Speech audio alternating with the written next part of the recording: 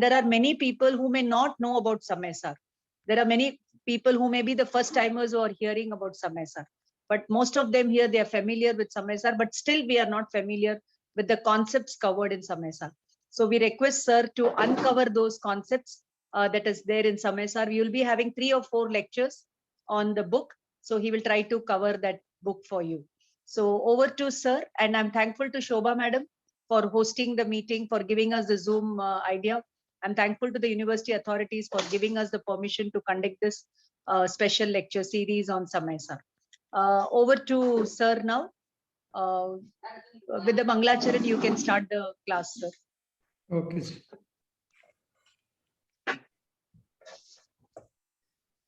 Vandatu Sarvasiddhe Dhruvachalam Manogatim Patte Vochami Samaya Pagudam Sudhakevali Bhaninam Namah Samyasaraya Swanubhutya Chakasate Chitsabhavaya Bhavaya Sarvabhamantarachide. आप समय sir की class पढ़ रहे हैं, so you are familiar with this. And madam, are you confined to English or both, or what?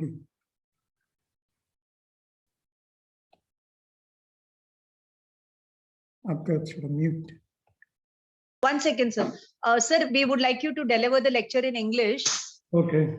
And I welcome other participants also, sir, the faculty and other participants also. Okay, so, very good. English only, sir. We would like to request you to stick to English. And second thing, whether we take certain difficult subject, if difficult means which is not so clear, or I just try to summarize the first chapter or something. As you feel fit, sir. Okay. As you feel fit, sir. Okay. So first I will try to cover as usual first 12 gathas in Samay Sar, which constitute the essence of Samay Sar, and hence we discuss these verses or these gathas. Importance of Samay Sar, of course, you might have heard so many ways, but nevertheless we have to say our way, and that is that Samay Sar is the king of all scriptures. It has the secrets contained in it about the whole universe, the whole cosmos, how it is working, and how from time, infinite times in the past till now, and in future, how our soul will continue to work or not work, whichever way. So that way, it is a story of all of us. It not only tells about one particular soul and like that, but all souls of all times and all places. So that's how the whole Samay Sar is conceived of it. And it is a marvelous thing. I think one should study 10, 20 times this scripture. Then only will be really able to understand the depth of it. So there are so many other statements also said about Samay Sar that had Samay Sar not been there, then in this Pancham Kal, we would not have understood what soul is all about, because we were all concentrating ourselves. We miss the Jain community, and whoever read about Jain philosophy, they were concentrating on outer activities, penance or fasting and so on, reading, but Samaik, etc., but not really knowing what it is all about. So that's how the whole philosophy of Kunukunda is reflected in this. Authenticity of this one, somebody can question whether it is so. So he himself says that I'm saying whatever I learned from Mahavir Bhagavan and other acharyas. And then, of course, there is a story that he went to Vidya Kshetra and he heard Sri Mandir Bhagavan. And then after listening to that kind of a discourse from Arhant Sri Mandir Bhagavan, he has written these scriptures. So that provides the authenticity, because somebody may say that how authentic it is. So that's how it becomes very important.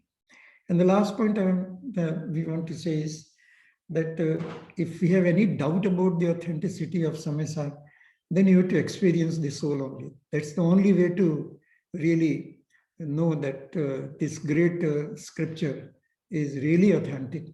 And he himself says, I will take it, that it is based on such a profound experience that he had. I don't know whether you are having the books with you, but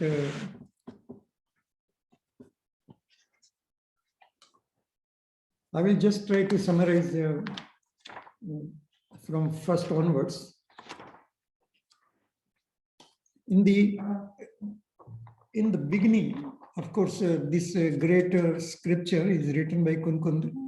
Its commentary has been done by Amrit Chandra Acharya, and then later on Jayasen Acharya, and then there are others who have written about Samesar. And then there is a great scholar named Jayachandji Chavda who has translated into it Hindi. So that's how the whole scripture is available. I would like to just say that in the Mangalacharan by Jayachandji Chavda, he says that when will be a good day, no? When will be good times will come? Achhe din kab aayenge? How, when those things will happen? So he says that there is no good day or no bad day. Every day is a bad day only. But when you learn about the pure soul, when you read Samesar, your good time has come. So such a great, profound expression. It is made here in the first stanza. And then he says that that every stanza, every word of Samesar, it affects our own thinking. Okay, it is like it takes away it's like beating us. Okay, beating means the old belief that we have, misbelief that we have, the mithyatva that we have, that goes away, which each word and each thing that we read about from the Samesar. And then how this is how it is described. It is also described that each word here in Samesar is like a wave, no? Like a lahar hai. So that with each wave, Samesar, reading Samesar creates waves in us, waves of thinking, waves of thoughts. And then each thought that gets there in our mind or our thinking creates a really, it takes it to the Bhamsagar Par, beyond the ocean of deaths and births. So that's how, just like the waves take us to the shore, in the same way, this Samesar takes us to that kind of a thing. I have studied that the word Samesar has so many meanings, and particularly here the meaning that has been adopted is that Samay means pure soul, or any padarth for that matter, but here we take it as a soul. And then Spar means the essence of it. That's why the Samesar word means pure soul. So that's how the students is coming. So this is how this Samesar is conceived, and then it is said further that Samesar Jin Raj hai. Samesar itself is Bhagavan. Where else to find? But in Samesar we find the Bhagavan itself. The words of Kevali, the preachings of Arant Paramatma is found in Samesar and other his scriptures. Now, again it is said that Pragate Nija Anubhav Kare Satta Chaitanya Roop. If you read Samesar, it will certainly lead to experience of the soul.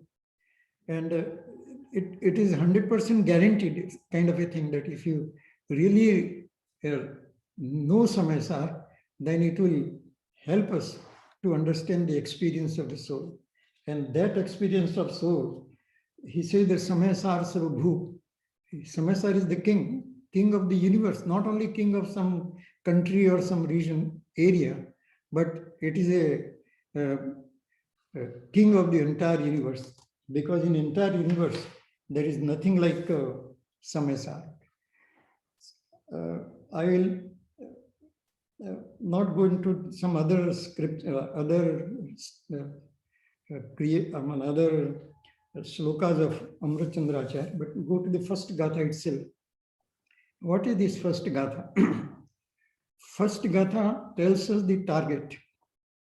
If we want to achieve moksha, the only way to do is to understand the soul. That's the only way, nothing else.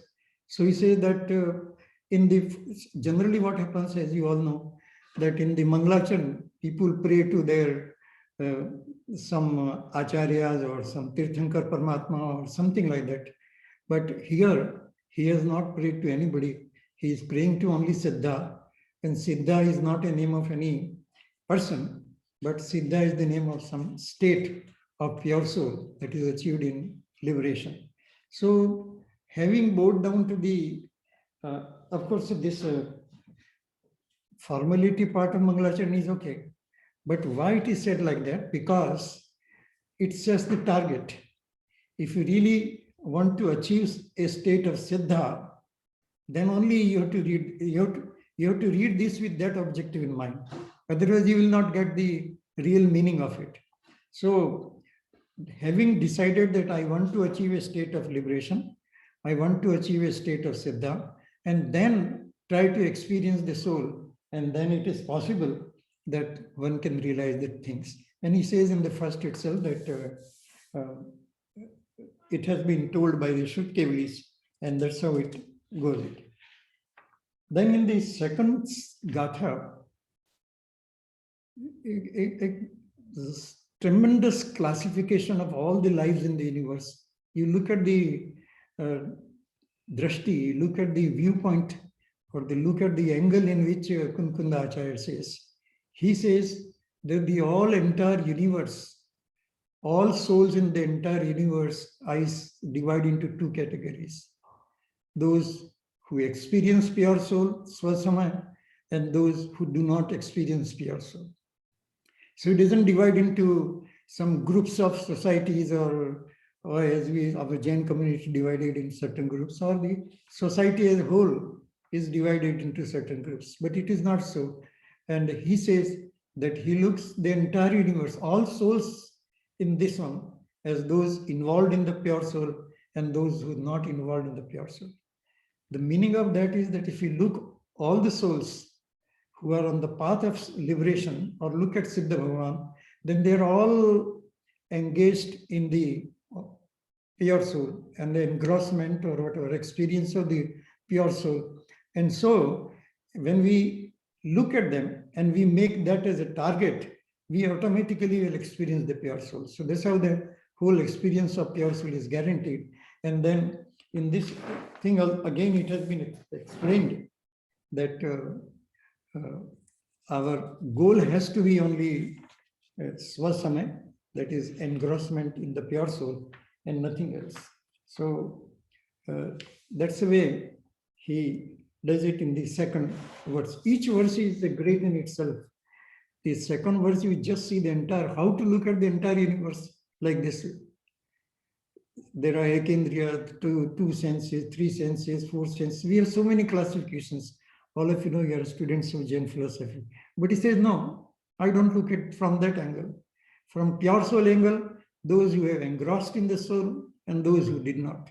So it is a fantastic way of looking at it, rather than looking at it in terms of, say, people, souls in the Vidya Kshetra, souls in Siddha, or souls in some other parts of the universe.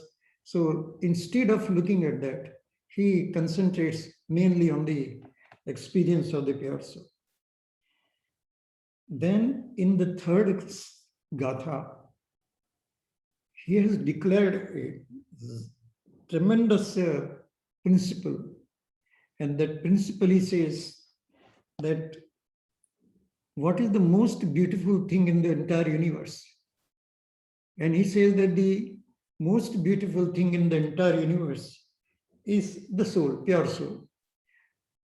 What is the kind of a pure soul? Ekatva Nishtaya Gat. So it is one, and that's all that ekatva mein jo, one who is engrossed in the unity or the exclusiveness of the pure soul, then only, that's the only beautiful thing in the whole universe. So nothing like, say, Miss Universe or Mrs. Universe or Mrs. whatever word and things like that.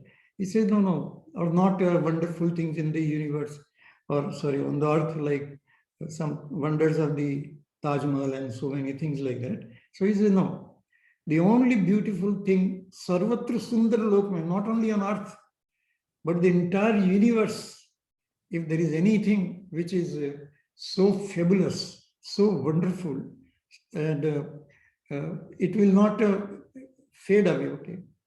Beauty is something which should remain eternally like that. And so physical beauty or whatever buildings that are made, or Taj Mahal or pyramids or whatever, they will fade away over a period of time. They will vanish over a period of time, maybe longer time, but then it happens like that. But this pure soul is such that it eternally remains the same. And that's how a beautiful idea has been given. And then he said that somebody said, no, no, I don't believe in that beauty of soul. That is abstract. I'm not able to see. And then he says, if you go away from pure soul, then it will be a story of bondage only. Because if you understand the pure soul, then it's a path of moksha. And if you don't understand the pure soul, then it is a story of karmic bondage, which we have been doing all the time. And he said that if you go anything else other than the pure soul, if you consider as the most beautiful thing in the universe or in a particular area, then you are going to create bondage, and that bondage will create conflict with the pure soul. So anything other than idea of pure soul will create conflict. Simply said, that if we follow a path of moksha, which is other than on pure soul, then it is likely to create karmic bondage, and we are not going to get liberated out of this, because liberation is the desirable, the most important objective of following a religious path. And if liberation doesn't happen, then what happens is only karmic bondages. So these bondages will keep on happening, and that's how person will never come out of this eternal transmigration of soul. So that's how he says like that. And then in the fourth gatha, it's one after another, he's unfolding the beauty of pure soul. And then he says that why I'm talking about pure soul, you talk of something else, you talk of some vratas of monks that are followed, or Panchamahavrata, or some other things, why not you talk, okay? Or you talk of Videk Kshetra, talk of Sumeru Parvat and things like that. Why are you talking on this subject which generally people don't understand? So then he says, a very marvelous, outstanding answer given by Acharya Kunkundi is that everybody knows about how to enjoy the pleasures in this world. So Sarvashruta Anubhut Parichita Bhoga Bandhan Ki Katha. If you have crores or whatever, hundreds of crores of money, nobody teach you how to use it. You automatically find yourself where to use this money. Or same way, if you have a palatial house, how to live most comfortably, that nobody needs to teach us, okay? Because human beings, we all know how to enjoy our worldly life. But he says that all of us in the infinite past have never experienced, even for a moment, the pure soul. So all other experiences we have, the only experience this soul is missing is that of our own self, and that is pure soul. And that's why he says that I will be talking about this subject. He's creating introduction, tremendous introduction, that whole universe, they all know how to enjoy life and things like that. So Bhog Bandhan ki katha jo hai, that's always popular and known to everybody. But per se juda ekatva ki, different from this worldly enjoyment, to talk of the pure soul is not easily available. The literature on pure soul is not easily available. At least we are lucky in the present era that we have a technology and we have a large number of publications of Samesar and like that. And there are hundreds of experts on talking on Samesar. And you are lucky that it is taught in the university where you are studying. So you can hear about it. Otherwise, who knows about it? Very tough, very, very difficult. Rarely, that's why you say durlabh, sulabh nahi hai. It is not easily available. The knowledge about pure soul is not easily available, and hence we have to pursue a path of knowing about the pure soul, and that's the only easiest thing that we can do, and that's how we can achieve a state of liberation. Begin. Achievement is far away, but those who begin with this, they can only achieve the state of liberation.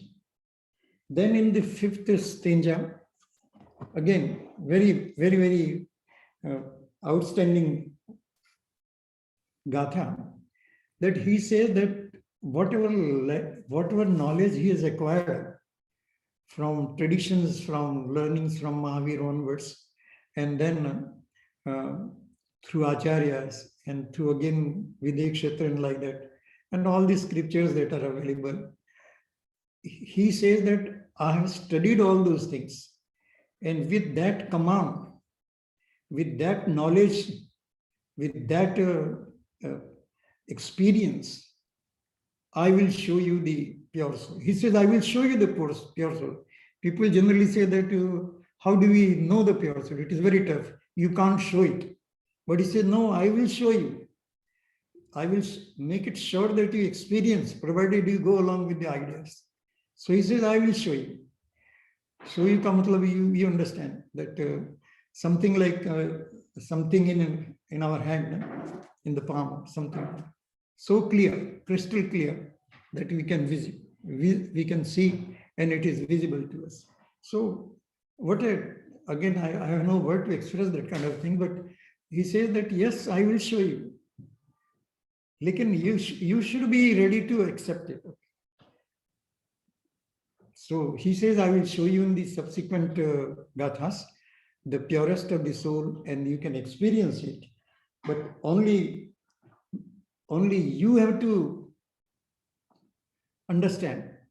I mean, he will do his best to show the pure soul. But what the listener has to do is that darshan to karna praman. You be attentive, okay? And you listen to what the scriptures are saying, what the pure soul is about, and what the Tirthankaras and other acharyas and others have taught about it. If you verify this sincerely and learn about it, then it is possible that you will also experience. If this is the condition, if you don't, if you are not serious, if you just want to hear something or read some book or is a textbook, so we want to complete it, then it is not possible to experience the pure soul. He says, so your commitment should be such, 100% commitment to this kind of learning, then you will see this pure soul yourself. And then another condition he puts is, don't try to deceive yourself. No, I'm not able to experience. No, it is difficult to experience pure soul. Like that, don't try to deceive yourself. You have to work. What it simply means is that you have to constantly work and work hard to realize the pure soul. Understand its nuances, understand its intricacies, because it's not a familiar subject. And that's why he said that since it is not a familiar subject, I will tell about something which nobody talks about. 2000 years ago, this is the only great text on pure soul. And that's why he rightly says that, yes, I will talk about something which is not entirely known to these people.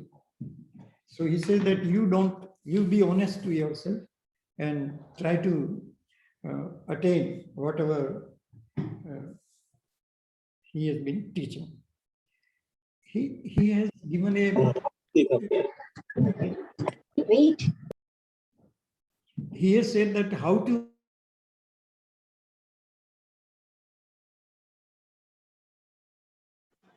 Just a minute, sir. You're on mute.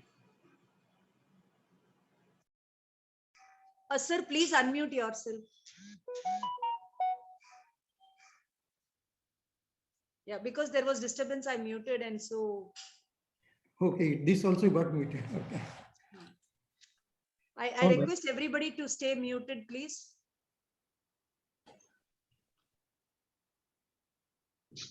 So Yes, sir, we can hear you. he suggests four steps to experience the pure soul. Very simple 4 steps. First, you study the scriptures. Without studying scriptures, it is not possible to experience the pure soul because we are likely to commit mistakes. It is a path where it is not known to us. Okay? We have never experienced in the past, and hence we have to study the scriptures. Then, while studying, you apply the logic, Nyaya Shastra and other things. You apply the logic, why it is said so and like that. Because you don't have your own logic, then it is not possible to understand the scriptures. And third, he says that you try to compare it with what our acharyas have said, what our immediate gurus are saying, or what we have been taught from traditions in Jain philosophy. You try to compare with that. And then last he says, if you do that, you will be able to experience the pure soul. So I said earlier, but now I put it more clearly, that what is the purpose of life? What is the purpose of dharma? What is the purpose of Jain philosophy? So in one word, if we say that the purpose of Jain philosophy is to experience our own soul, nothing else. Ahimsa, and that's okay. That will be observed once you know your own soul. So if you know the soul, why will you hurt the other souls? So all the principles are derived, if you understand the meaning of word derived, very simple English word, but in mathematics and like that, it is derived principles, okay? It is based on one principle, and that is a pure soul. And in order to establish that particular principle in so many ways, so many other principles like Anuvrat, Mahavrats, and other things, Samiti, Gupti, all those things have been devised. But they are derived principles. By themselves, they are not the main principles. Main principle is experience of the soul. So there is often discussion, and we get confused that what is the purpose of Jain philosophy? What is in one line the objective of Jain philosophy? Then here he answers, the objective of Jain philosophy is to experience the pure soul and nothing else. Only one objective. And from that objective, other principles are derived. So that's how he says in the 5th one. Up to these 5th verses, he has created a background saying that you set a goal of liberation. It has to come through experience. Experience will come after acquiring knowledge. And the talk about pure soul is the most wonderful, most outstanding, most rewarding subject in the whole universe. All other subjects will create karmic bondage. But we always say in Jain philosophy that the purpose is to get rid of karmas, okay? And that is possible only through experience. There is no other way the karmas can be destroyed. I repeat, okay, because some of you may not have that type of ideas, or maybe knowing it, I'm not saying that, but maybe vaguely knowing it, then let it be very clear that the objective of Jain philosophy is to experience our own pure soul. And if we experience, then the karmic bondage will not take place and there will be liberation. If we don't experience, then there will be always karmic bondage and it will lead to transmigration of soul in this universe. So this principle is very clear, and one has to understand from that angle that karmas cannot be destroyed by substitution of karmas. I was doing a bad activity, now I will do good activities, so karmas will be destroyed. No. There's a substitution of karmas and not destruction of karmas. So karmas can be destroyed only by experience of the pure soul. This principle, please remember, if you know it very well, very good. And if you have not realized the importance of this, then please do that. Because let me repeat the whole thing again, because I want to make it clear. The purpose of Jain philosophy is to experience the pure soul. Pure soul can be experienced, or when you experience the pure soul, karmic bondage will not take place. And when you don't experience the pure soul, there will be always karmic bondage. And that karmic bondage will keep us moving from one state to another state. And as I said, that certain karmas will eliminate our or will lead to moksha. No, no karma can lead to moksha. Destruction of karma is possible only through experience of the pure soul. And that's what the whole Samsara talks about. More of that will come in Bandhadhikar and like that. But I thought just to summarize that point, because whether we get time enough to go to that chapter or not, or that particular verse. But anyway, now the essence of Samsara, the summary idea, is given in the sixth. Sixth is said to be the key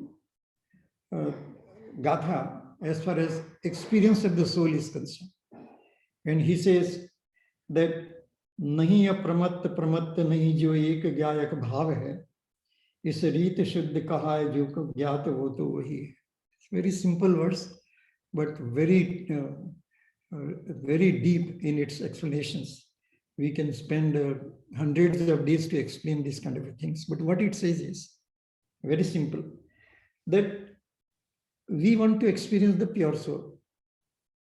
So how do we experience the pure soul? Or how do we know the pure soul? Then he says that so long as you are confined in the classifications of gunstans, spiritual progress stages and like that, that whether I'm in first to sixth gunstan or seventh to other gunstan, upper spiritual stages and so long as we are confined to that thing, okay, that people, we had some discussions with some monks and like that, and they say, can you tell which gunstan I am and like that? So it is not. Gunstan is not the purpose, okay? Can I attain this particular level of gunstan? Okay, gunstan is a measurement, but gunstan is measurement of karma and the spiritual awareness, okay?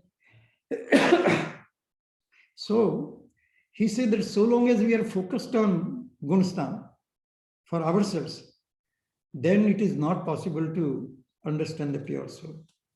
And so when you don't focus on those karmas that are associated with gunstan, oh, I'm a mithya drishti or I'm a samyak drishti, and like that, okay, any gunstan, I'm a monk, so moving between sixth and seventh gunstan and all those things. So long as we focus on this, it is focusing on karmas, okay? It is not focusing on destruction of karmas. So it will lead to further bondage of karmas. So Kunkunda Acharya in this gatha says very simple thing. And so if instead of thinking that in which gunstana I am, or how many vratas I am following, or how many vows I have taken, instead of concentrating on that, you do it whenever it comes. Naturally, it will come to you and observe that. There is no opposition to that. But if you think about those things only, and not about the pure soul, then spiritual progression will not take place. We will remain in the first gunstan. So he says that you realize that you are a gyayak bhav. I am a knower. I am a knower. Knower means knower of what? There is some different meaning people assume. Knower means whatever is happening in the universe or things around us, I simply know. That's my knowing quality. No, that is not knower, gyayak quality. Knower of the pure soul. I know the pure soul. I'm a knower of the pure soul. That is jnana. Not because I received so many questions in the past that gyata drashta. So I just like a traffic police. I see whatever is happening around it, and I don't get involved in that. So I'm in a samta bhav, I'm doing a samayik. No, that's okay. At the best, it can create some punya bandh. But by itself, it cannot destroy the karmic bondage. So then what? Gyayak means I'm knowing myself. What do we know by, what do we achieve by knowing others? So Gyata Drishta doesn't mean that you look at the things around us or around the world and say, I'm not involved that, I'm a sadhak, you know, following certain mahavras or anuvras. And hence, I'm a Gyata Drishta or doing samayik.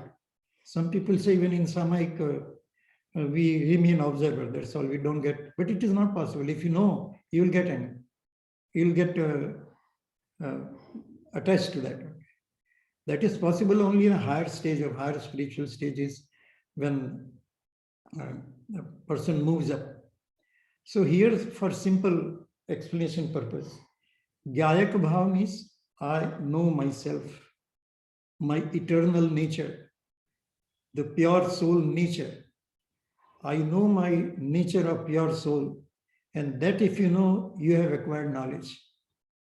And if you have not acquired that knowledge, then we are ignorant. You're just, even if you read scriptures and scriptures, even then, person has not achieved that kind of a status of Gyata Drashta. That Gyata Drashta is a different meaning. So Gyayak Bhav, this word you remember, Gyayak Bhav, because it is a key word in Samesar. And Gyayak Bhav has different names, Dhruv Bhav, Parinamik Bhav, like that, so many other things, Shuddha Bhav, Param Bhav, so many other explanations are there. But then in the second line, he says that is Rita Shuddha Kaha. If you know pure soul this way, then only you will know. Then only should the pure soul you have known. And when you know this, you are experiencing the pure soul. Wo to wahi aur kuch nahi, something that you experience and then say that, yes, this is unique experience I have. And like happen, sometimes some people go abroad or some other place, just nothing, some example only. Then if you keep on asking me, how is it, how was it, how is it, then person may answer certain things. And then we say, no, still tell me something more. Then what we'll say? You go and see yourself. In the same way here it is said that what is pure soul? He says, I will answer so many questions. Okay? But then ultimately you have to experience yourself. Then only you will get this real experience of the pure soul. In explanation of this, so many other things are there. But then the question arises in the 7th verse that you are saying that knowing Gyaya Bhav is path to moksha, but we have learned that Samyak Darshan Gyan Charitra is the path of moksha. The Tattva Sutra says, Tattva Shuddhanam, nahi, before that Darshan Gyan Charitrani Moksha Marga. So we say that Moksha Marg lies in Samyak Darshan Gyan Charitra. And you are saying that Moksha Marg lies in Gyaya Bhav. So where is the problem? So then he says that there is no problem. Both are same thing. Because soul is not exclusively Samyak Darshan. Charitra, Darshan, Gyan, all these things are not separate. They are same, they are in unity. When the three together are understood, then it becomes a Gyaya Bhav. So Gyaya Bhav is not different from these three Ratnas that we always talk in Jain philosophy, all of you know it. So there is no contradiction between three Ratnas and Gyaya Bhav. It is always like that. So, Gyayak Shuddhi. Then he says in the 8th one, very simple example has been given, that Acharya says that we can talk straight away on pure soul, then why in Jinvani we talk of karmas or vratas and so many things? Anuvrat, Mahavrat, Samiti, Gupti, like that, so many things. Can we not talk straight on pure soul? Then he says, no, it is not possible. Because like a foreigner doesn't understand our language. So if we tell whatever we want to convey in his language, then he understands better. And otherwise he will be just staring at us that what are we saying? He will have no idea. So that's how he says that we cannot straight away talk of pure soul, although we are talking about it, but it is described with reference to karmas and like that, because that we understand that if you are not focusing on engrossment of pure soul, then what are we doing? We are concentrating on earning money or taking care of house and things like that. So that's how the whole difference comes about it. But otherwise, he says ashakya, impossible to talk about pure soul, because pure word and not pure word, pure.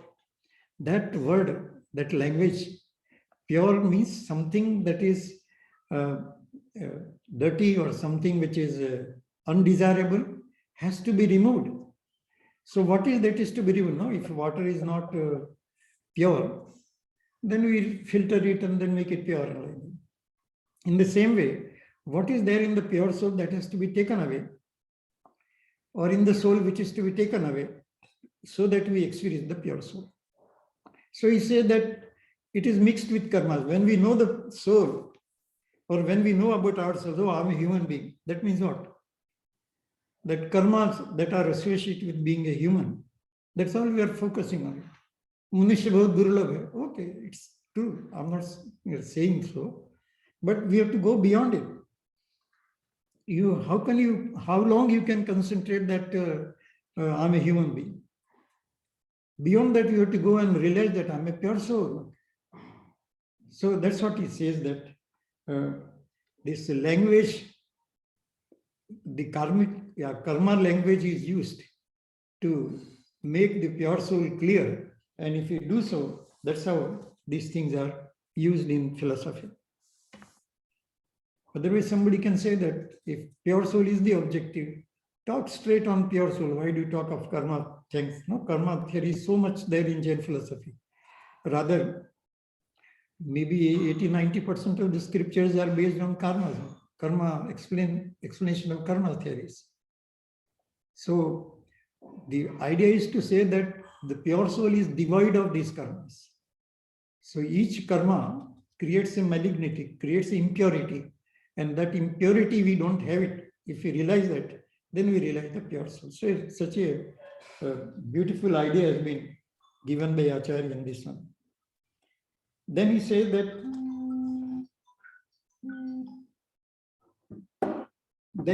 that this, whatever has been said here, has been taught by Acharya Shuddha Kevali and all those things. And there is some logic in that will not go into it. But he says that basically one line we can talk about it is that Shuddha Kevali is who's a Shuddha Kevali?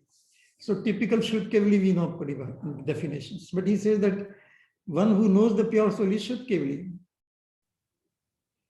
So if we acquire that knowledge of pure soul, then really one becomes the Shuddha Kevali.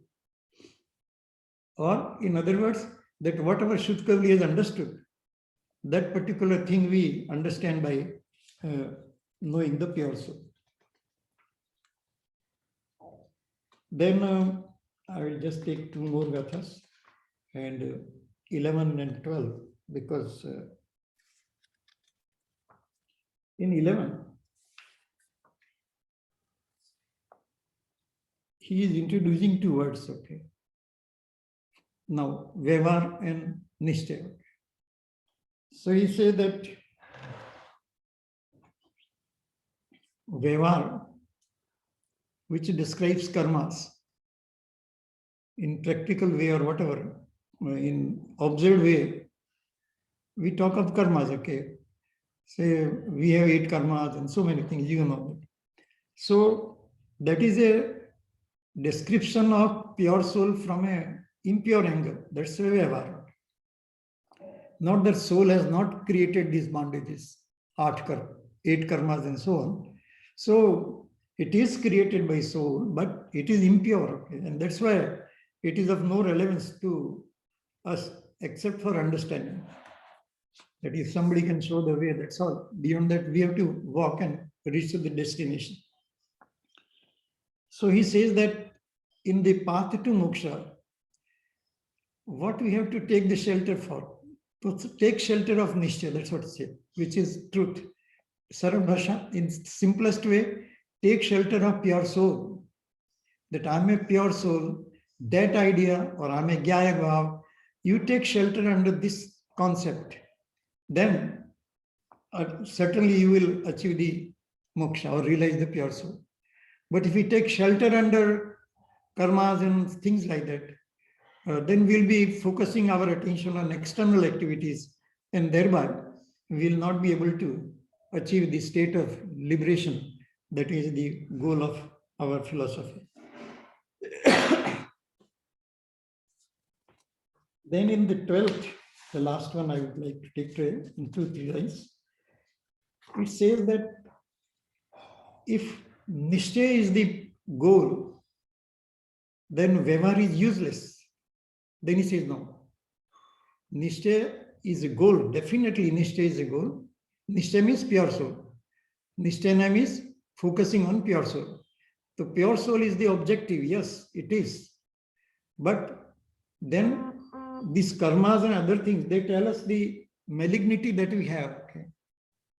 Say some water or something like that, if is some dust has settled in it and like that, some dust has fallen into it, then that tells us that this is not pure and we have to make it pure.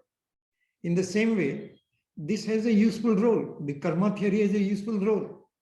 What we call Vyavahar, that has a useful role because that tells us the impurity, malignity, or the substance which has been created, distortions in the concept of pure soul.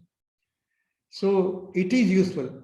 When we say such a very delicate type of a thing, while Nishta or the pure soul is the objective, that really doesn't mean that the Vyavahar, which talks about karma and other things or practices, that is useless.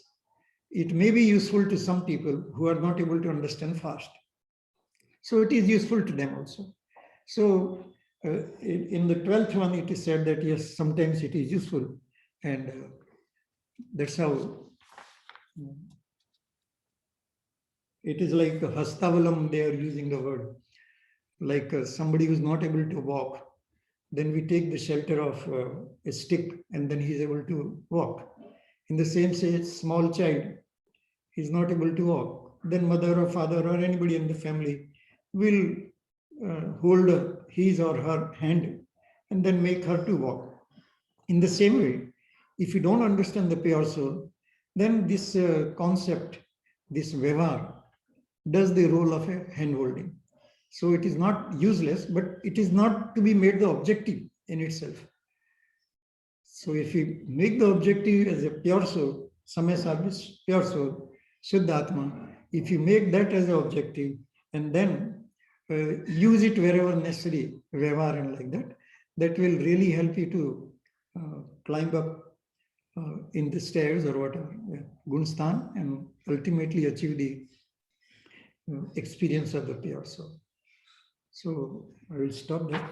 Some few minutes are there. If any questions or anything. Yes, sir. Can we encourage somebody to ask some questions, sir? Yeah, that's what. Yeah.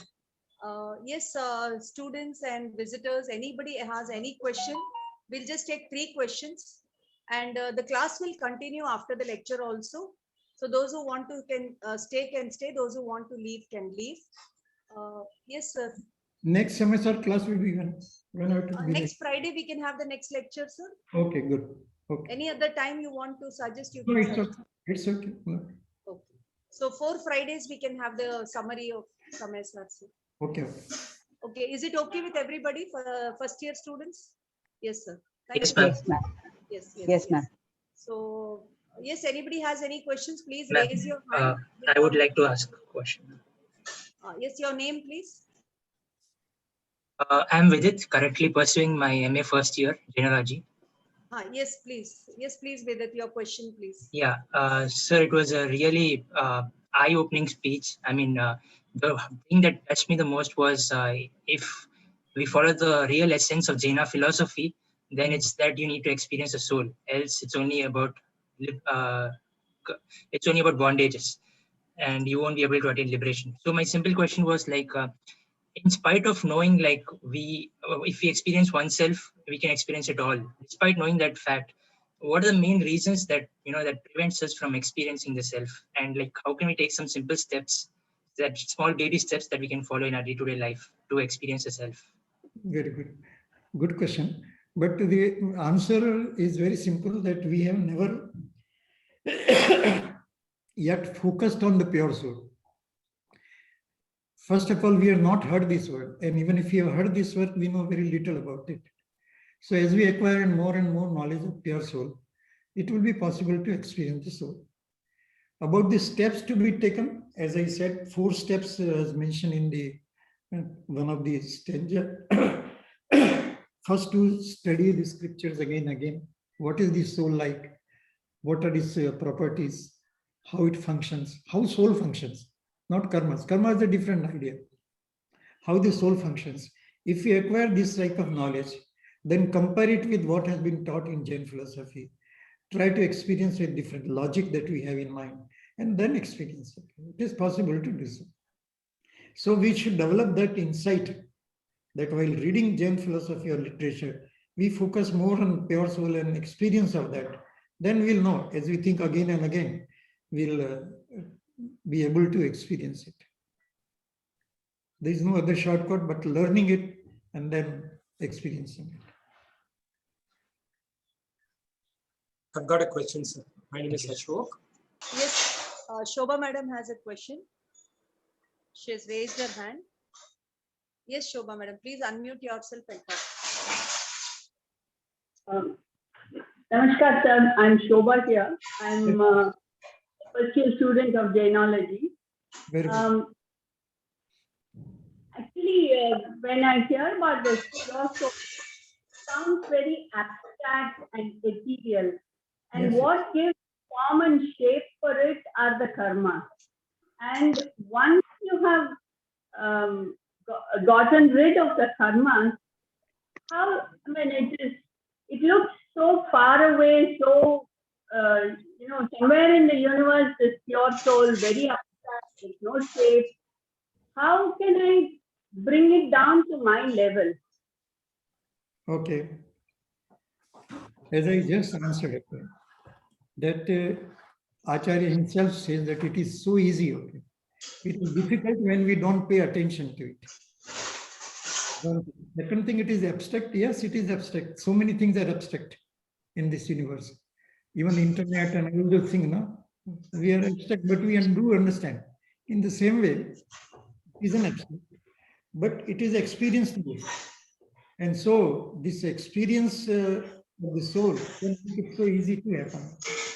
And the way to do it, as I said, we have to read the scriptures, try to understand the nature of your soul. What are the properties of the soul? So you study that book on pure soul, no? So many properties have been mentioned. So if you study that, then it is possible. Anything abstract can also be made to realize, okay, because based on experience. So actually, if you look at very deeply, there is nothing in the universe which is so concrete to us. Everything we realize only. Space, space, are we able to see or experience or take it in hand? No, it is abstract. Time, abstract. Dharmastika, abstract. Adharmastika, abstract. Soul, abstract. Pudgal by itself is very abstract, but when, of course, in skand and like that, we are able to see certain things, but we are not able to see the real nature of those Pudgal also. So other than Pudgal, to some extent, nothing is so clear to us. Okay, but they are abstract, and we have realized, and hence it's a good question. But then that's the only way we have to continuously practice and then experience it. You see, our Tirthankaras and so many monks, they take sannyas and then, or sometimes for hundreds of years and for thousands of years, old Tirthankars and like that, meditate only. So what are they doing? Meditation. Okay. They are trying to realize that. Okay. Otherwise, they have sacrificed everything. When they take Diksha, everything has been sacrificed. Now what remains? So what remains is this realization. And so I don't know what in other things, but I said one took Diksha, and it took 1,000 years to get the Keval Gyan. It happens like that. Same thing.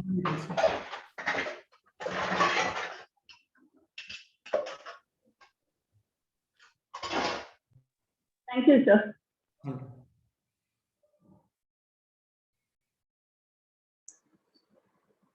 Can I ask a question?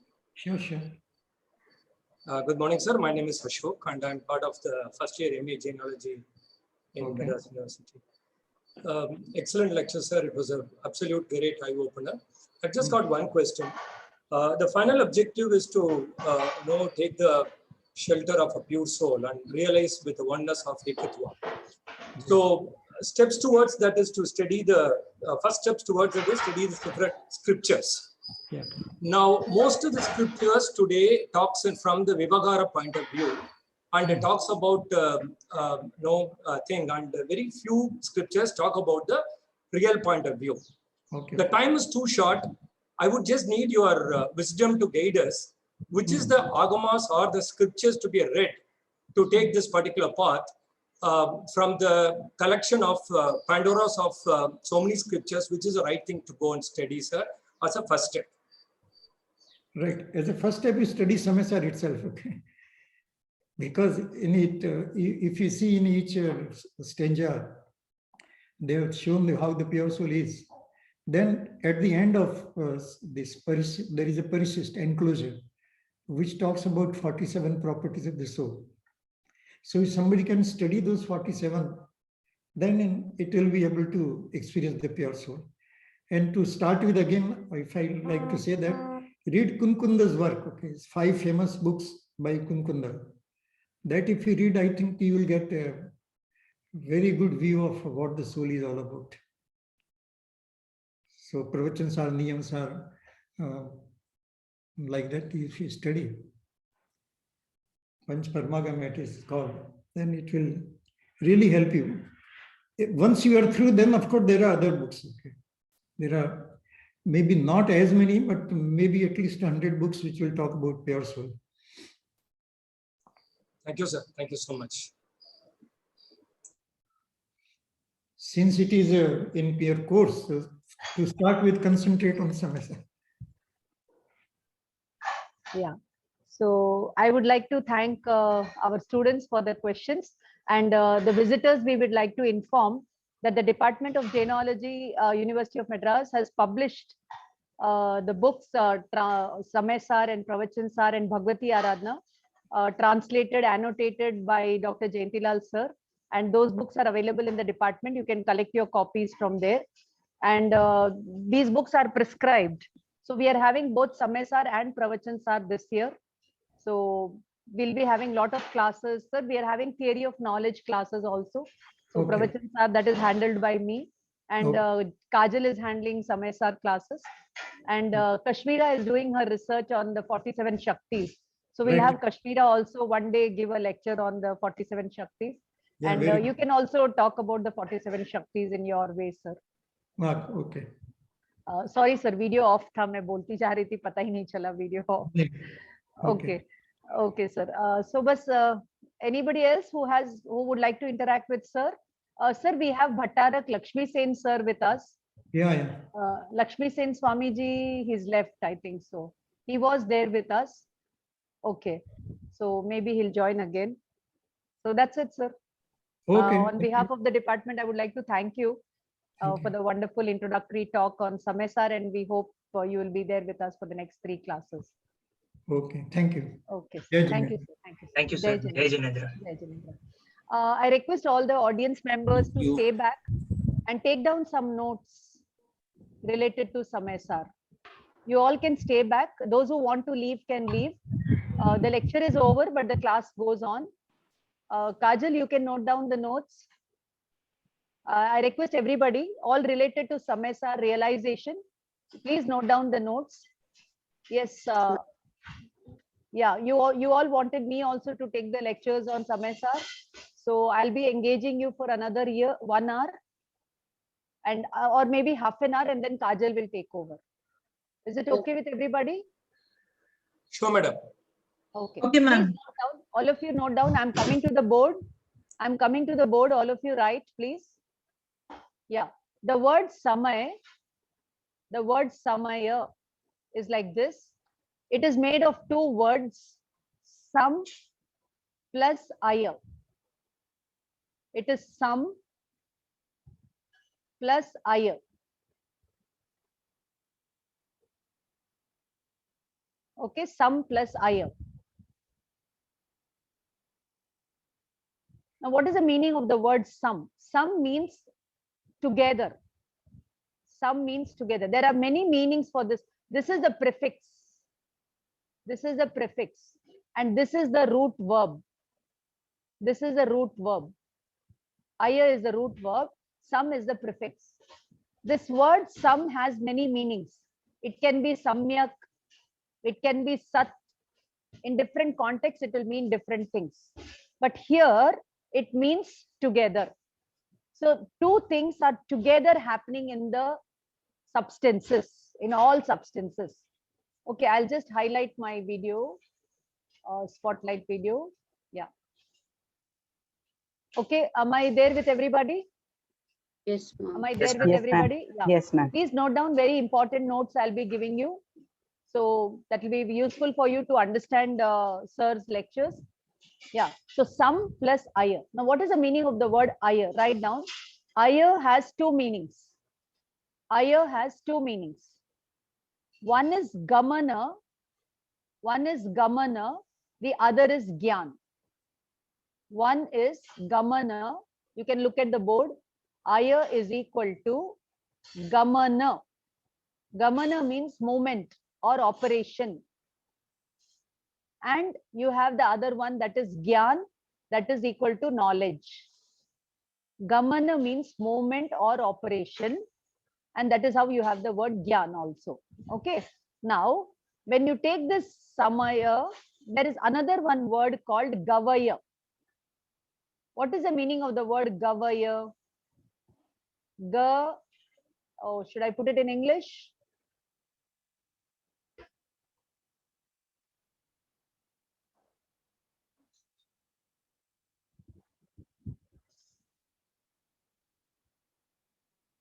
Hello. Yes, ma'am. You're audible, ma'am. Yeah. So this word gavaya, this word is again made of 2 words, ga plus aya. Gava plus aya. Gava means cow. So in the cow also, 2 kinds of operations are taking place. One is cow, and then it moves like a cow. First thing, it is a cow. Second thing, it moves like a cow. Moves, M-O-V-E-S or M-O-O-S.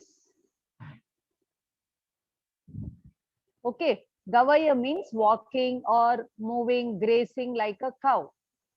So go means to go, gava means to go, and cow, which is sitting, is not called gavaya. You can call it as gavaya. You can call it as a cow even though when it is sitting. But when it moves like a cow, when it moves like a cow, not moves, then it is called a cow. Now, in the same way, listen to me, fan and movement like a fan. They are 2 different things or not? Yes, ma'am. They are 2 different things or not? Fan, and it moves like a fan. a cow and it moves like a cow. In the same way, Samaya means here Gyan and Gyan Rup Parinaman, movement, operation. Understood, all of you? Fan and working as a fan, cow working as a cow, Atma, Gyan working as Atma, working as Gyan. So that Gyan and Gyan Rup Parinaman is called Samaya. This is what is happening in the soul since Anadi Kal. Besides the Gyan, there are other Shaktis also that are operating in the soul, in the Paramanu, in the universe. Okay, this universe is full of two energies, conscious energy and the material energy. So conscious operating like a consciousness, matter operating like matter. So there Samaya has to be applied on both, on matter also, on living also. But this Gyan and Gyan Rup Parinaman happens only in the soul, in the consciousness, in the spirit, in the Atma, in the Brahman, life, whatever name you want to call it, you call it. So Gyan Rup Parinaman, that is ever pure. When I say gutter, you cognize a gutter, your Gyan does not become dirty or stinking like a gutter. Your Gyan is pure. When I say fire, you cognize fire. Your knowledge does not become hot like fire. Nothing happens to that Gyan. That Gyan is ever pure. So Gyan Rup Parinaman is forever happening in the Jiva or in the Atma. That only is called as Samaya. And Sara means nothing else. Nothing else is happening in the soul. That means Gyan Rup Parinaman, Darshan Rup Parinaman, Sukh Rup Parinaman, Atma ke properties, Atma ke qualities, Atma ke energies. They are only operating in the Atma. In the Sansar state also they are operating. In the liberated state also they are operating. So this is the pure soul, which is the most beautiful thing that we have to understand and realize. That is what I am. I am not this body. I am not the mind. I am not the speech. I am not the karma. I am that pure soul in which knowledge and knowledge Rup Parinaman is forever happening. When you focus on that, then only the Ratnatraya Marga begins. Samyak Darshan, Samyak Gyan, Samyak Charitra begins. Until then, Dharma or Ratnatraya or Samaik, no Dharmic, no Dharma Kriya is said to be Samyak Charitra. No Dharma practical exercise will come under the category of Samyak Charitra without the realization that I am such a pure soul, which is the most beautiful in this world. So Ekatva means oneness with that, realization with that. Okay, and alignment with that, attachment with that, and detachment with everything else that is a non-self. That will lead to Samyak Darshan, Samyak Gyan, and Samyak Charitra. And the perfection of these three will lead to liberation. So how to have this perfection? So the Samesar will talk about the 9 tattvas. The Samesar will talk about the 7 or 9 tattvas. And the last chapter talks about the Sarva Vishuddha Jnana Adhikar. The last chapter is called as Sarva Vishuddha Jnana Adhikar, which talks about the theory of knowledge again, which is again disclosed in Pravachan Sar also. Okay, so Kunda has been very, very insightful in talking about these abstract concepts, and whatever you cognize in the world is material in nature, and the cognizer is pure, is formless, is abstract. So the concentration should be on the concentrator and not what you concentrate upon. So in deep meditation only, you will realize, you will experience your pure soul. That is why all the Tirthankar images are in the meditation posture, meditation Kayotsar Mudra, and they are telling us that you are also a pure soul. Meditate on that, realize that, purify that, and perfect that. Conquer yourself. You are not meditating on your pure soul. You are succumbing to the pressure of the senses and the passions and the karmas. So without realizing this pure soul, nobody can be liberated. Now, for the realization of this Samesar, I'm going to give you 7 points. 7 points. That is what I'm going to focus on. So what is this pure soul made of? All of you will write down. The first one, in Tattvartha Sutra, it is told, Utpada Vyaya Dravya Yuktam Sat. Utpada Vyaya Dravya Yuktam Sat. All of you can look at the board. Sat means reality, is cognized, is not cognized, is characterized by origination, Utpada, Vyaya, change, and Dravya, that is permanence. So this pure soul is also with origination, change, and permanence. Okay, so this pure soul, reality, is also characterized by origination, change, and permanence. The pure soul is permanent, but every moment, like this, the ocean is permanent, but the waves are coming and going, no, in the ocean. Like that, the pure soul is a reservoir of knowledge, and the waves of knowledge are originating, changing, originating, changing. Have you understood what I'm trying to say, Shobha madam, Ashok sir? This ocean is permanent, at the same time impermanent. Likewise, the pure soul is permanent with every moment the parya. Like for one minute before, you all were knowing what Jayantilal sir was talking. Next minute it will be Priya ma'am. Next minute it will be Kashmira ma'am. Next minute it will be Kajal ma'am. So the knowledge parya is changing. It is coming, it is going. It is coming, it is going. So that is one paryay. So Utpada of the paryay, Vyaya of the paryay, and the Dravya is Trikali Dhruv. Trikali means eternally permanent and pure. So that is what I am. So when you focus on the eternal Trikali Dhruv, you realize your knowledge Swabhav. Otherwise, when you try to catch the knowledge, the next minute it is gone. So you have to focus on the eternal pure Dravya. Then only you can realize the Samesar. And Sar means nothing else. It is this only.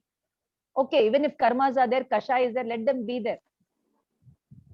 Okay, like for example, you're cleaning the house, kachra is there, you see the kachra. Kachra means the dust. It's okay, I will just remove it. You've seen it, no, now you remove it. Your house is neat only. Like that, your pure soul is neat, your pure soul is beautiful.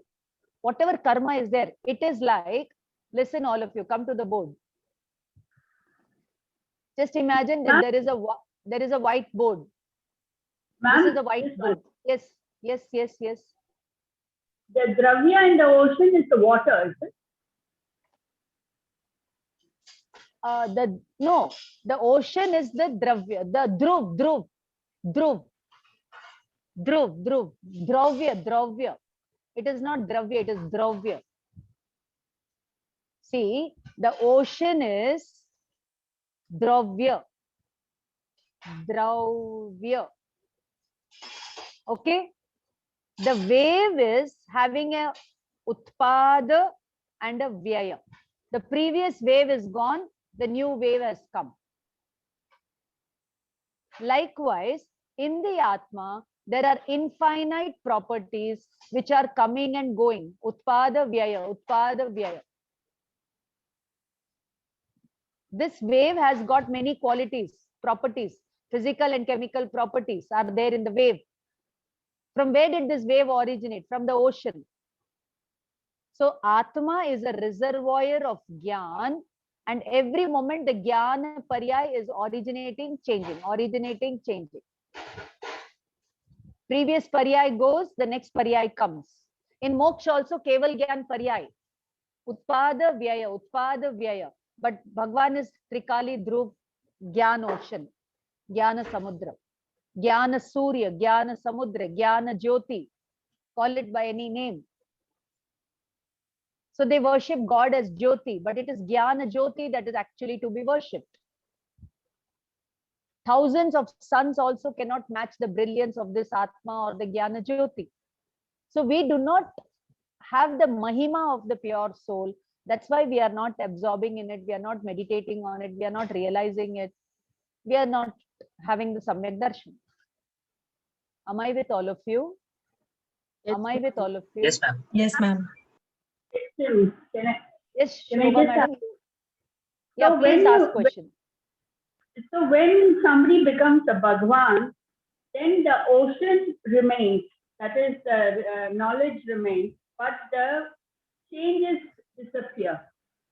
And there is no origin, so they are only permanent, right? No, no, no, no. If you take this definition, then they will not be real. What definition I gave you? Utpada Vyaya Dravya Yuktam Sat. The reality is characterized by origination, change, and permanence. If in moksha, origination, change is not happening, then they will not be real. So there also origination and change is happening. But they don't focus on that. They focus on the eternal pure soul, the Trikali Dhruv. They are not bothered what is coming in their knowledge. The Loka Lok is reflected in their Gyan. They are not bothered about it. So every moment the Paryay, the Keval Gyan Paryay is ever new. It is not stale. It is not basi.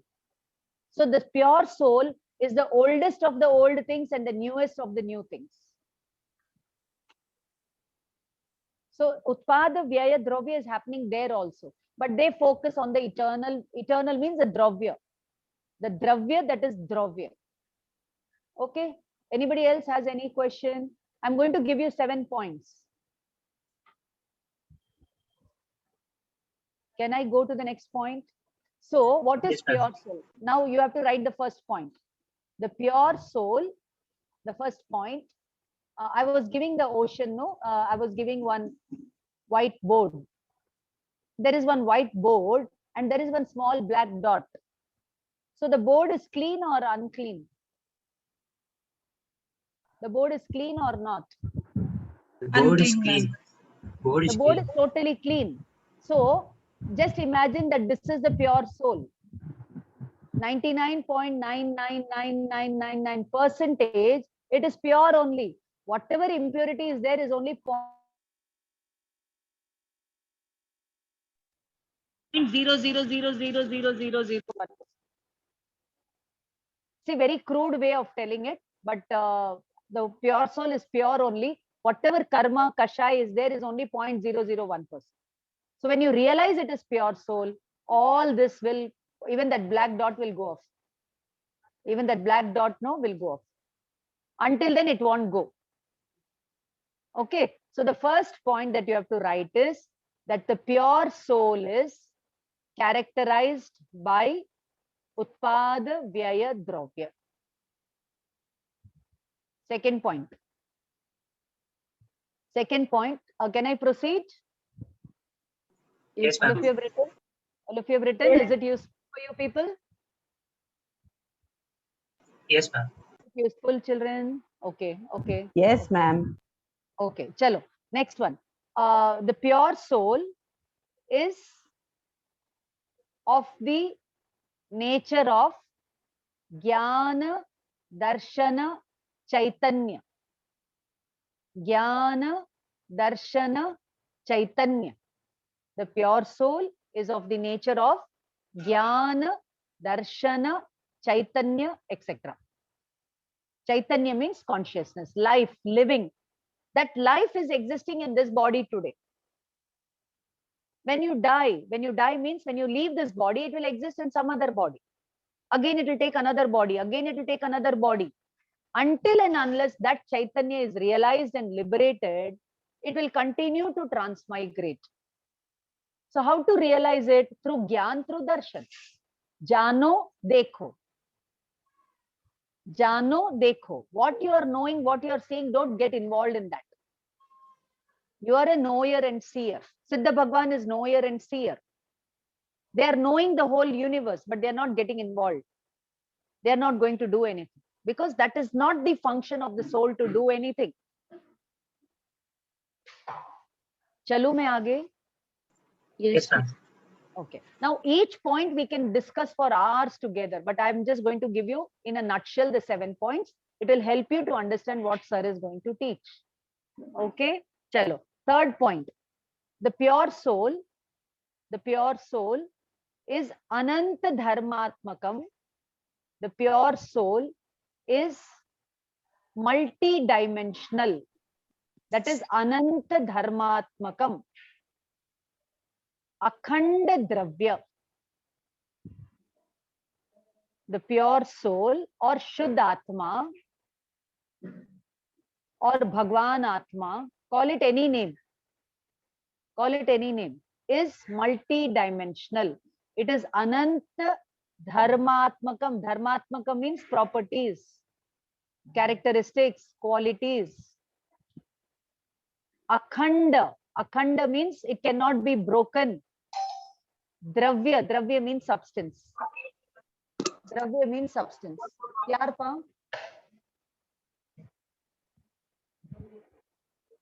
So I am that multi-dimensional Akhanda Dravya. There is no death for me. There is no death for me. So why fear death? Only then you become fearless. Until then you will be in the, whether you are scared or not in the world, we are in the grip of fear. Until and unless we realize this pure soul, we cannot become fearless.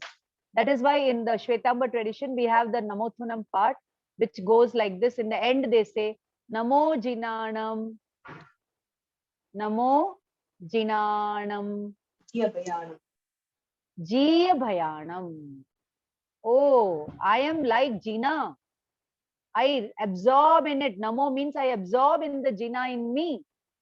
The pure soul. Jina is pure soul. Jiya Bhayanam. I have conquered fear. I have no fear.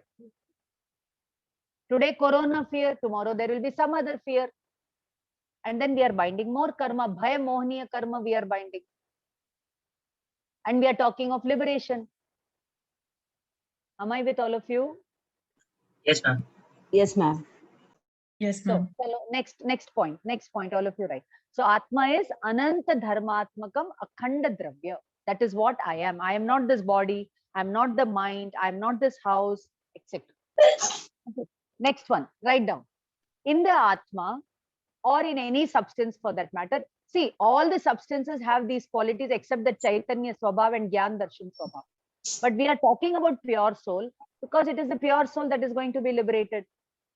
Okay. Now, in the Atma, there are Guna and Paryaya. Guna is called qualities or characteristics.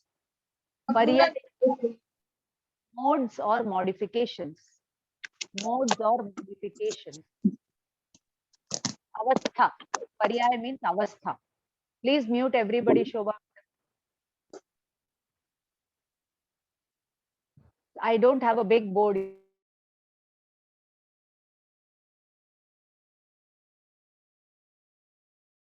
Yeah, I have unmuted myself. So every dravya has guna and paryaya. That dravya can be living or non-living. They have guna and paryaya. The guna of the non-living are not of the living. The guna of the living cannot be of the non-living. Form, etc. are the guna of non-living. Consciousness is the guna of living. And every moment that consciousness is undergoing different modifications. Paryaya keeps on moving. Now you will write the point. The pure soul has, write down, now the point comes. The pure soul has a kram varti guna. A kram varti guna and kram varti paryaya. Kram varti paryaya. Please note down. Now I'll tell the meaning of this. A kram varti guna, kram varti paryaya. Now what is the meaning of a kram varti? A kram varti means, first I'll explain kram varti. Kram varti means sequence. Sequence bound paryaya. And this akram varti means simultaneously exist. They do not come in a sequence.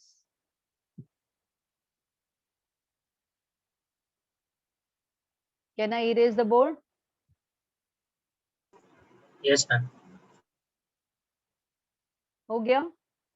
Understood? So Yes, ma'am. now you write down. In the pure soul, there are akramvarti gunas and kramvarti paryay. I'll give you the example. Listen, all of you. Sorry, where am I? Yeah. For example, all of you listen very carefully. Supposing you have made a dish. Let us say you have made a pav bhaji. Okay, you have made some pulao or some. 1 second, 1 second. I need to fix this. Yeah, it is fixed. Yeah. You have added 50 ingredients and made a dish. Now, all the qualities of the ingredients, do they exist in that bhaji or not? Yes, ma'am. They coexist or not? Supposing you take 1 spoon of that bhaji. In that little bit, not 1 full spoon also, that little bit of that bhaji, which is of the size of a mustard seed, all the qualities are there or not? You take little and put it on your tongue and taste it to see if everything is correct or not. So all the 50 ingredients are there in it or not? Yes, ma'am. It is there. Can you separate them? No, we No. cannot. In the same way, in that little pradesha of the Atma also, infinite qualities are there and they are all inseparable. It is not that in one place, like for example, if I were to give you the picture of the pure soul, no? For example, I'll come over here. We draw the picture of the pure soul in the shape of a human body. Okay. It is not like that in this place, Gyan is there, in this place, Darshan is there, in this place, Sukh is there. It's not like that. In this little place, all the infinite properties are there. The Atma is made of these infinite pradeshas, not infinite, asankyat pradeshas, and every pradesha, these energies are dancing. Like how the qualities of the ingredients are there in that bhaji, like that all these qualities are there. Now listen to me carefully again. Now these qualities, do they come in a sequence or they are all simultaneously there? They are simultaneously there. Simultaneously there. Now that bhaji, you keep it for 5 hours, 6 hours, 10 hours. What happens? It becomes stale. Then it starts smelling. Then you have to throw it out. So the parya is changing or not? First it was fresh, then it became little less fresh, then little less fresh, then it becomes, then it deteriorates. So the parya is changing or not? So in Pudgal, the sudden galan, the deterioration will happen. Like that in the Atma, no deterioration happens. It is ever the same. But the Gyan, no, it will come in a kram. But Gyan, Darshan, all the gunas, they coexist. Am I with all of you? Am I loud and clear? Yes, ma'am. Yes, Yes, ma'am. ma'am. Clear? Okay. So understood this point. Shall I go to the next point? Yes, ma'am. Yeah. Now, next point. All of you try to learn these points. Okay. Kajal, am I with you, Kajal? Yes, ma'am, I have a doubt, ma'am. Bolo, bolo. How do we relate this Anand Shakti jo hai? How do you relate with that? How like there was a doubt in the class, like gun is permanent, it never changes. So we say कि इस गुण की पर्याय है. It is a पर्याय of the ज्ञान गुण or दर्शन गुण. So how do you say that? क्या गुण तो कभी बदलता नहीं है ना? गुण बदलेगा नहीं. हाँ, तो गुण की पर्याय का क्या अर्थ है?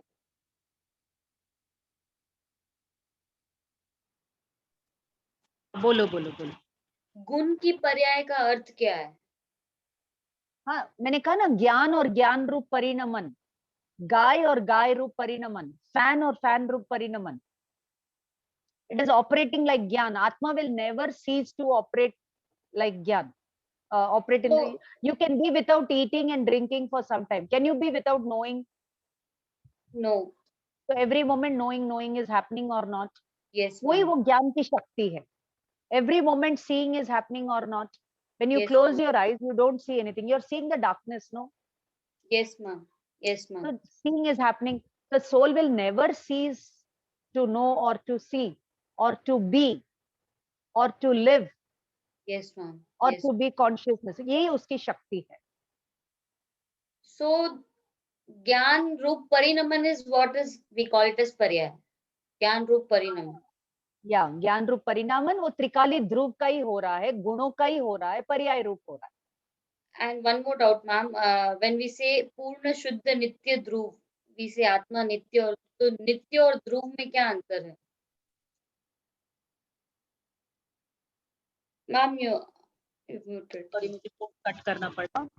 हाँ, नित्य का मतलब क्या है? नित्य और ध्रुव में फर्क है. वो आकर के कर्ता कर्म अधिकार में दिया हुआ है. Yes. I'll have to take my notes and tell you. Kashmira ji, are you there? Kashmira ji? Kashmira, are you Yes. there? Yes, ma'am. हाँ, वो अभी अपन ने लास्ट क्लास में नित्य और ध्रुव का मीनिंग किया था ना, समय सार अनुशीलन से. Yes, ma'am. हाँ, उसको लेके थोड़ा बताओ तो, या मैं बता सकती हूँ, मेरे को थोड़ा वहां से पढ़ के बताना पड़ेगा. See, you get ashubh thoughts. You get shubh thoughts, right?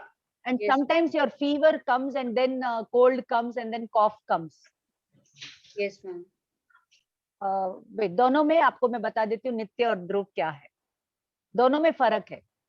One thing goes, another thing comes. The opposite of it comes. तो वहां पे अध्रुवत्व है. Wait, I'll have to take my notes and tell you. हाँ, कश्मीरा जी, are you there? Yes, ma'am. मिली क्या? Notes मिले क्या आपको? Ma'am मैं चेक कर रही हूँ. हाँ, we'll check and get back to you, Kajal. Yes, ma'am. Yes, ma'am. No problem. और कोई डाउट? और कोई doubt? There is a Madam, difference between Nitya and Dhruv. Little difference. We'll tell you that. Yeah. Yes, ma'am. Yes. Next, कौन बोला? No, madam, this is, I'm sorry, I'm not able to follow the conversation in Hindi. This is a question I raised to the Kajal ma'am in the class when she said about Ananta Guna, which goes through the change. So I said that the Guna is something which is permanent in a Drivya. Only the Paryaya changes. So Guna in a particular Drivya never changes. Yeah, am I right? Is my understanding right? Yeah. See, the Dravya will never be devoid of the Gunas. Correct. So it will never change. So that is a permanent. Yeah. But the Guna operates. Right. The Guna operates through Paryay. The Guna operates through Paryay. Gyan operates through Paryay. Understood? Correct. Like, Correct. for But example, the Guna never changes, isn't it? Guna never changes. So the Guna Paryaya never changes. Paryaya changes Yeah. and Guna operates through the Paryaya. Fine. Paryay is of what? It's a Of the modifications. It is Modifications. of the Gunas. It is of the Gunas. It's a form, no, madam. Is it a Guna or the form? See, form means not material form. Like, for example, you have gold bangle. The bangle is the form. Correct. Avastha. Avastha means state. Paryay here does not mean the material form. Paryay means the state. Like, for example, Ashok sir was a child yesterday. Ma'am, please unmute yourself.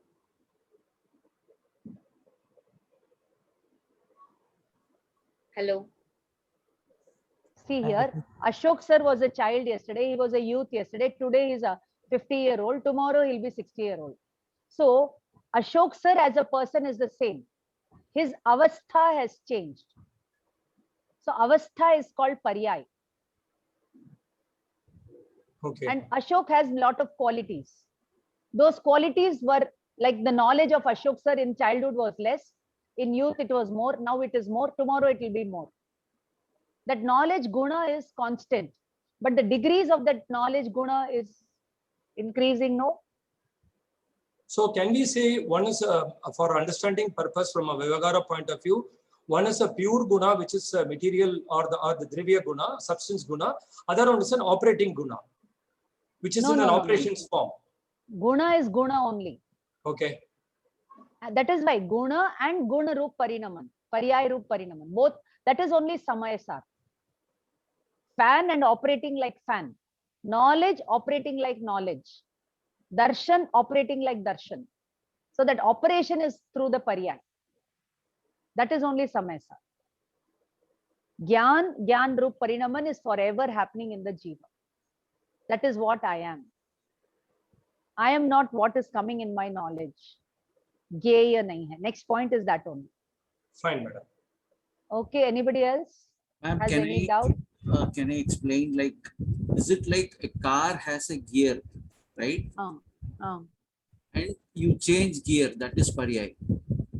Yes, yes. So every moment Atma mein gear badal raha Yes, yes. hai. But Atma never ceases to remain like a car, Correct. whether you put the gear or not. No, all I'm saying is like car has gear, so that is gun of the car, and changing gear is paryay of. Yeah. But in factual thing, car is you can remove the gear from the car. It becomes khanda, but Atma is akhanda. Examples have limitations that we should understand, but it is a nice example that I think that was Sandeep sir who has given it. Yes. Yeah. So the gear can be removed, you can remove the gear part of the car, but in Atma, there is no such thing as a part which you can remove it from the Atma. Yeah. Ma'am, mud is a mud, you can take convert it into pot. You're not audible. You're not audible, Ram. Ram sir, you're not audible. Hello. That was Ram sir, I think, talking. Hello. Yes, Ram sir. Who is this? Madam, mud, madam. Mud. Mud is mud. It is guna. We have converted into pot and different things, no? Yes. So pot is the paryay. That mud has the qualities, whether it is as a mud or as a pot. Yeah, but basically mud is a mud. Yeah. Yeah, mud is mud. Yes, more examples. You can give thousands of examples to explain Utpad, Vyay, Dravya. So the whole universe is self-regulated. Every atom, every paramanu, every jiva, every ajiva is working. Thank you, ma'am.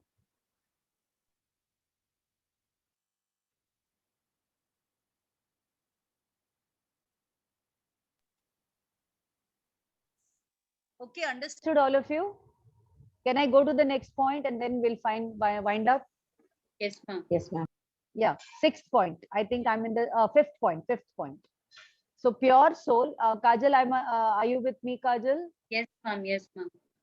Okay, chalo. So write down the next point. The pure soul is Swapar Prakashak.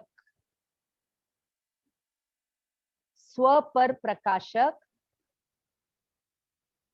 comma, pure soul or Shuddhatma is Swapar Prakashak. Meri Akka, it is Anek Akar. Anek Akar.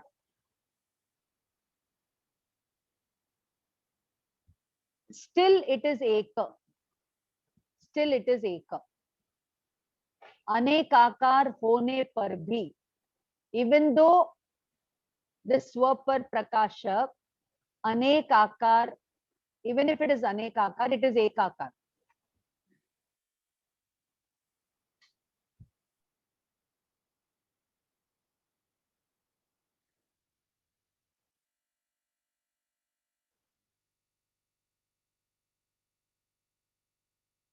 What is this akar, ma'am? Shape.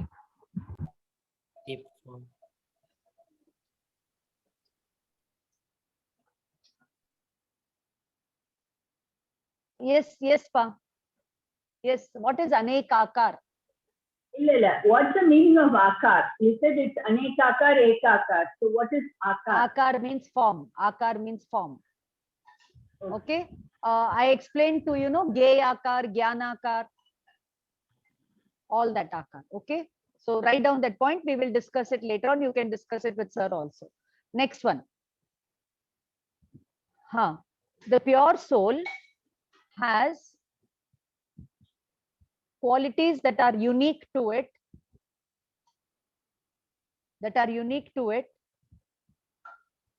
And no other qualities of the non-self are there in it, like karma, kashai, etc. are not there in the soul. They are with the soul. Karma, kashai are there with the soul, but not in the soul. Like example, water with the impurities. The impurities are with the water, but not in the water. Every atom of the water is pure, but it is mixed with the impurities. So there is a difference between with the impurities and in the water impurities. Like water and milk molecules are together, the milk molecules do not enter the water molecules do not enter the milk molecules. They are together. Like that, karma, kashai molecules do not enter into Atma. Atma does not enter into them, but they are twined together. They are twined together. They coexist. Like sugar in a bag of salt. So Atma is in a bag of karmas. But that sugar is pure, like that Atma is pure. Understood? The sugar has never left its qualities, like that Atma has never left its qualities of consciousness, of Gyan, Darshan, etc. Understood, all of you? Yes, ma'am. Ishika, are you able to understand? Yes, ma'am. Divya? Monisha? Yes, ma'am. Okay, okay, okay. And others, visitors, I don't know. I don't know you all. So you'll have to interact and tell us what you have understood of this lecture. Okay. So the pure soul is having the unique qualities, and it does not have any other qualities of the non-soul. And that is why it is ever distinct from all that is non-soul. Karma, kashai se alag. It is like Siddha Bhagwan. Right now, pure soul is like Siddha Bhagwan. Only the degrees of knowledge are different. Okay. Yeah. Next one, seventh and last point. Even though the pure soul and karmas coexist, even though the pure soul and karmas coexist, bracket write, ek kshetra avagaha, ek kshetra avagaha. They are separate. Eka means same. Kshetra means place. Avagaha means occupy. Even though Atma and Karma occupy the same space, Atma is, write down, pure soul is Tankotkirna. Tankotkirna. These are all technical terms for Sanskrit, not Hindi. Tankotkirna. Chit Swabhavi. Chit Swabhavi. Kashmira ji मिला क्या? What is the meaning of? नहीं मिला. ठीक है, मैं लेकर आती हूँ मेरी. मैं ढूंढ के देती हूँ. हाँ, आप ढूंढे नहीं अभी? नहीं ma'am, I was actually listening to the class. अच्छा अच्छा.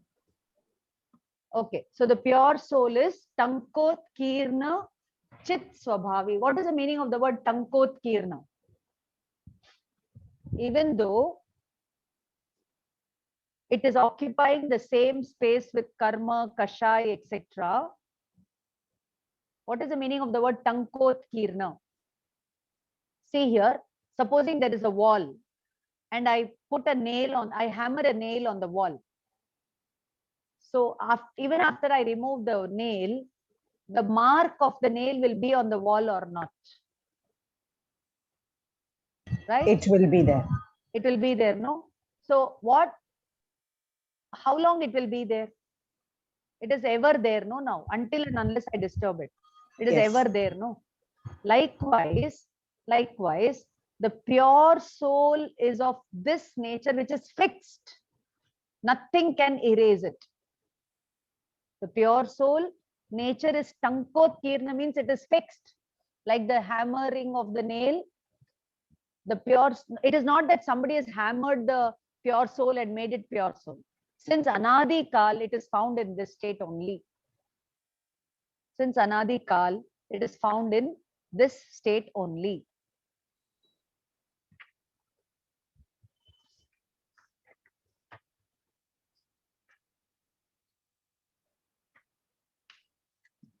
Okay. Understood? So these are the, so your pure soul is pure, intact, whether, now conclusion, whether you realize it or not, whether you accept it or not, whether you have faith in it or not, that is what it is. That is what it is. Oh, I think pure soul exists. I think what you say is right. All these things are not going to be working over here. Keep your thinking in the side. Try to understand what Bhagwan has told. Okay. Now I will tell you the meaning of that Nitya and Dhruva. Write down. I'm just taking out that page.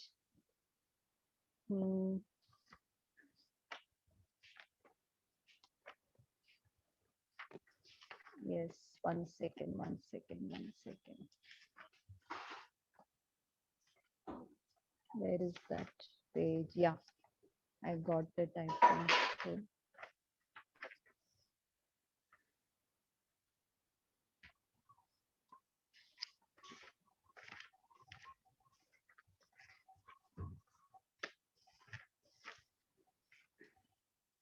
Huh.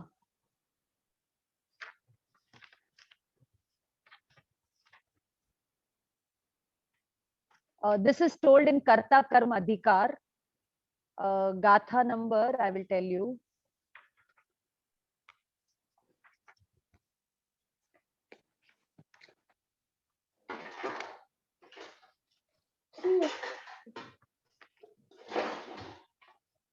मेरे को गाथा नहीं मिल रही है.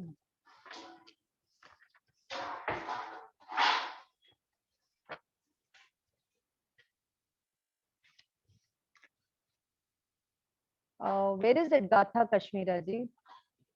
Aham eko. All of you can note down that Gatha. I'll get my Samesar book and come on getting it. Gatha number 73. 73, yes. मिल गया? 73. Yes, ma'am. Gatha number 73, page number 30. Okay, okay. I was searching in 83. Okay, 73. Yeah. No, where is that? This thing we were searching, no? 73 ka page number 73 kya? No, ma'am. Page number 31. Acha, 31. Okay. हाँ, yes, write down. Aham eko khalu suddho nimmamao nanadansana samaggo tamhi thiyo tachitto savve eda khayam nemi.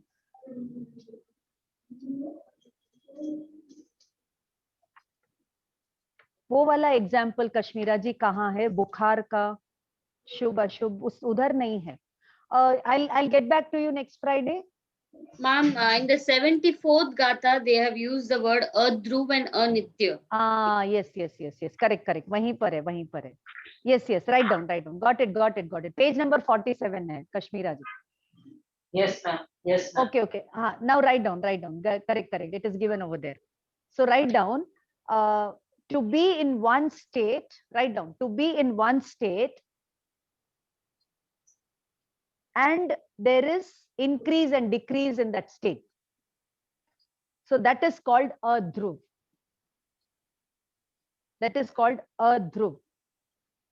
To remain in the same state, but still increase and decrease is there. That is called as a dhruv. Dhruv means permanent. A dhruv means impermanent. Like for example, you are having fever. Now that fever degree is increasing and decreasing. You have 105, then 101. So that is called a dhruv. Now your fever is gone. Some other disease has come. So that is anitya. Yes. Okay. Now come to the pure soul thing. What they are telling.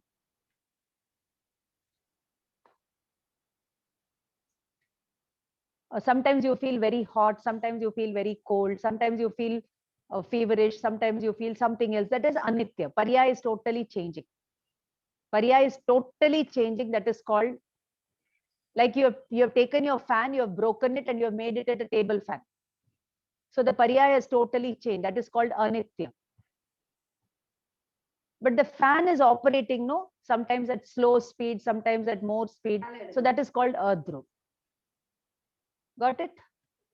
Yes, ma'am. Now come to the pure soul thing. The Gyan, in the Atma, there are degrees of Gyan.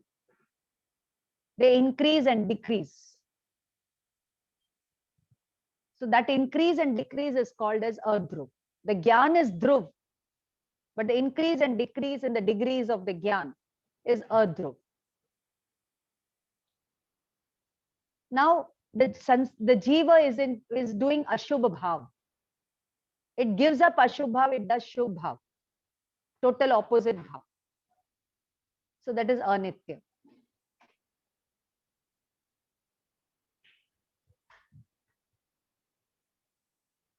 So, Otherwise, ma'am, in common parlance, we apply both to both. We apply Dhruv, Adhruv, Anitya to both. But the subtle difference is given by the commentators in Samayasar. Okay, understood, Kajal? Yes, ma'am. Paryaya.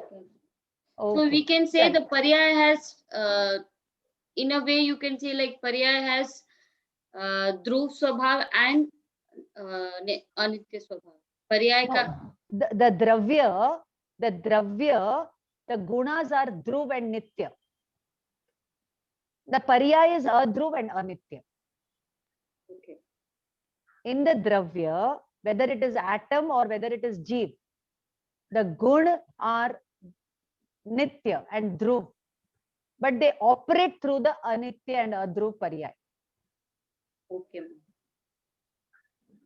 Okay. So with this, we would like to end today's talk. It is 11 o'clock. It's going to be. Can we have your response? How you have understood Samayasar? Did you enjoy? All of you. Ma'am, this Nitya and Dhruv, Anitya and Adhruvya, can you explain it again? Because it's gone round and round and it's confusing. Okay. See, Nitya means eternal. Dhruv means Yeah. permanence. Dhruv means permanence. Nitya means eternal. Okay. Now, Adhruv means what? Impermanent. And Anitya means not eternal. Okay. So the fever, the degrees are changing, no? In the same state, the degrees are less and more. So that is called impermanence. And opposite character appears.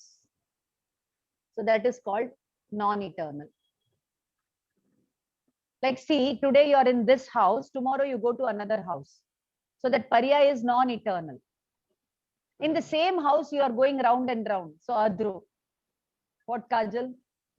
Yes.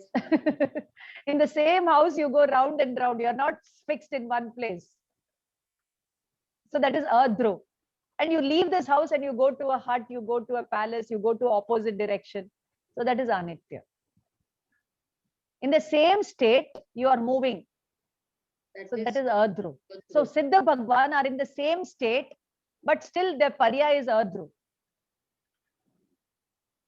They are also Nitya at the same time. The Gyan Darshan Paryaya is Anitya. Okay, there is only subtle difference. We use these words for both the meanings. Atma is Dhruv, Atma is Nitya, etc. etc. Yes, any other question? Have I answered your question, Shobha madam? Now it won't go round and round. Now it won't go round and round in your mind. Yes. Can I have your response, people? Was it useful, this lecture? Do you want more lectures of this kind? On the Yes, whole of madam. Samayasar, this is only starting. Yes, madam. Yes, It is very, very beautiful. Yes. Very nice. Thank you. Very, very good, Yes, madam. ma'am. It's Interesting. being very informative, ma'am. We look Yes, forward yes. for such lectures, ma'am. Yes, yes, yes. Thank you. Sunanda, can I ask you, how did you enjoy today's lecture? Did you learn something new? Sunanda, she's a Yes, alumni. ma'am. Yes, ma'am. Jai Uh, Jinendra, ma'am. Yes, Sunanda. Which year Every batch? time I'm 2014 to 16, ma'am. Yeah, 14, 16 batch. She's doing Prakrit with us now. Yeah, Sunanda. Thank you.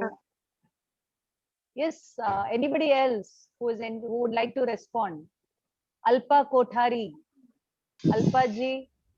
Yes, ma'am. What did you learn today? Yeah, no, I'm learning because some of the words I still need to get get it. But yeah, I understood a lot of things. Yes, it is interesting. I could connect with the things what I've learned, so it was interesting for me. Okay. Yes, Who is thanks. Purna Chandran, sir? Who is Purna Chandran? Purna Chandran ji. Vinita is, I think, Kajal's sister. What Vinita? What Kajal? Oh, I don't know, ma'am. Who is Purna Sunday. Chandran? He's in a Paramaham course on Sundays morning. Okay. Purna Chandran ji, can I know what you have learned? Okay, it's okay. They don't respond. It's okay. No problem.